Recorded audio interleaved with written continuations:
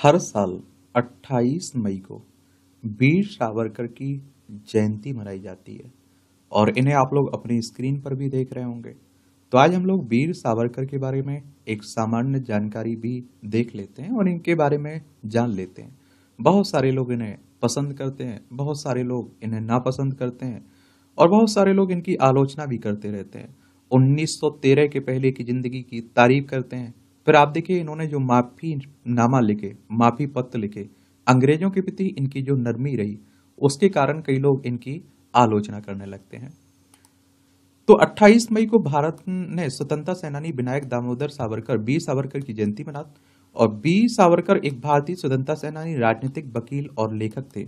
उन्हें स्वतंत्र वीर सावरकर के नाम से भी जानते हैं। इनके जन्म की बात करें तो 28 मई 1883 को महाराष्ट्र के नासिक जिले के भागुर ग्राम में हुआ था।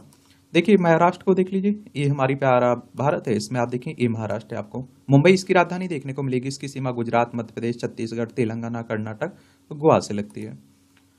और संकट इन्होंने अभिनय भारत नामक सोसाइटी, नामक एक भूमिगत सोसाइटी की स्थापना की थी।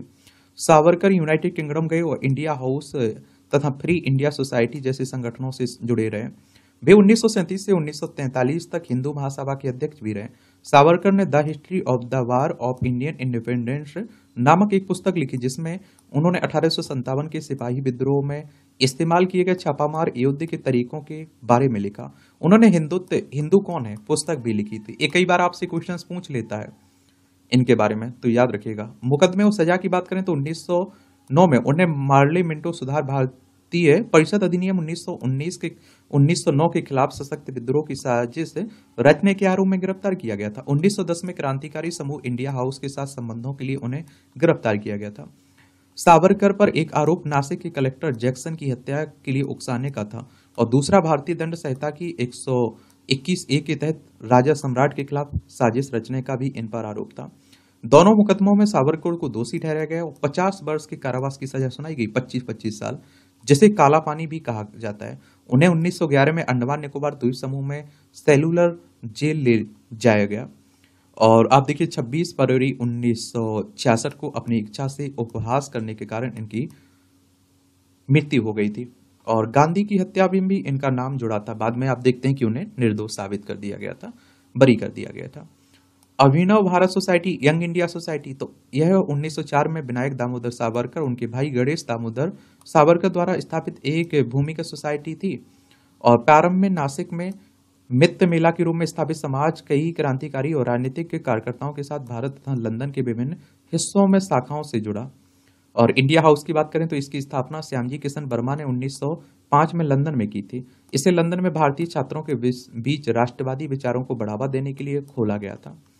फिर इंडिया सोसाइटी, तो सावरकर ने 1906 में लंदन गए। उन्होंने जल्द ही इटालियन राष्ट्रवादी ग्यूसेप माजनी सावरकर ने माजनी की जीवनी लिखी थी कि विचारों के आधार पर फ्री इंडिया सोसाइटी की स्थापना की हुई थी। हिंदू महासभा की बात करें तो अखिल भारतीय हिंदू महासभा भारत के सबसे पुराने संगठनों में से एक है, क्योंकि इसका गठन 1907 में हुआ था। प्रतिष्ठित नेताओं ने वर्ष 1915 में अखिल भारतीय आधार पर इस संगठन का विस्तार किया था।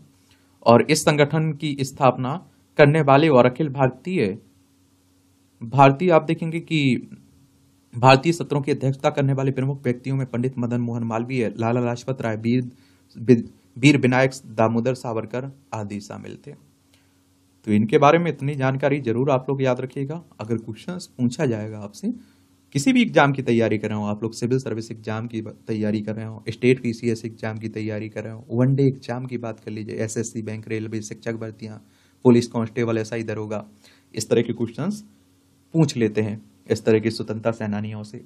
और फिर मुझे लगता है कि हमारे देश के आज़ादी के नायक रहे हैं, तो उनके बारे में एक सामान्य जानकारी आप लोगों को जरूर मालूम होना चाहिए। धन्यवाद।